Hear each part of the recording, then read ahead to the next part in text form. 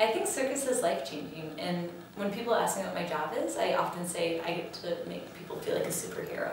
Again, ordinary kids, those who might not be very good at school, those who might not be getting a lot of positive attention in their family or school or among their peers, have a chance to shine in a totally new and different way. And seeing that excitement when they realize that is really amazing. On a typical day, we throw all the plans out the window because every day is really different. And we sometimes start with a few kids because of homework or responsibilities and then end up with 20 by the end. And so really responding to the scholars' energy and interest is something that I think we do well. I think participating in Zip Zap can really build self-confidence because there's something for everyone. Not everyone is naturally athletic or naturally theatrical or naturally good at juggling. But in the circus there's a place for everyone to find something that they're good at, and sometimes it's very unexpected. There's one girl named Kaya who's been there the whole year. Every time that she could come to Zip Zap, she came. And she comes off initially as very quiet, but she was one of the very first students immediately to get 3-ball juggling, which is a very difficult activity.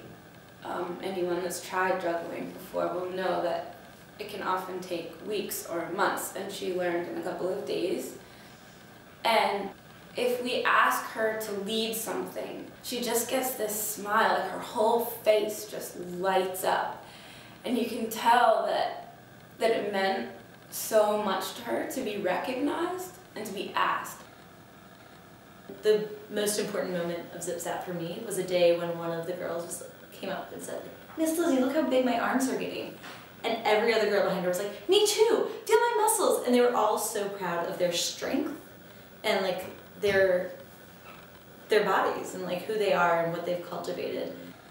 Yeah, I think the fact that they're learning circus skills is a really big deal because in the rest of their lives, it's much more about academics, about themselves as an individual, sitting in a seat, learning something.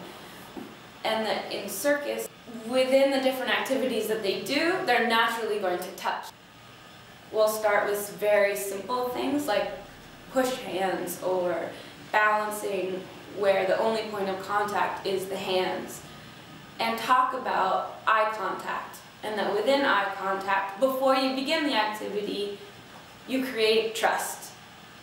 And you make sure to look at someone so that they know before you start that you're going to be there for them.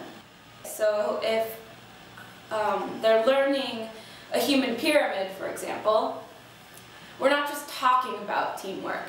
A human pyramid is a perfect metaphor for life or for that life lesson because each person has a role that they play in the pyramid, whether they're a base or a flyer, as it's called. And if one person doesn't do their job, the whole pyramid falls over.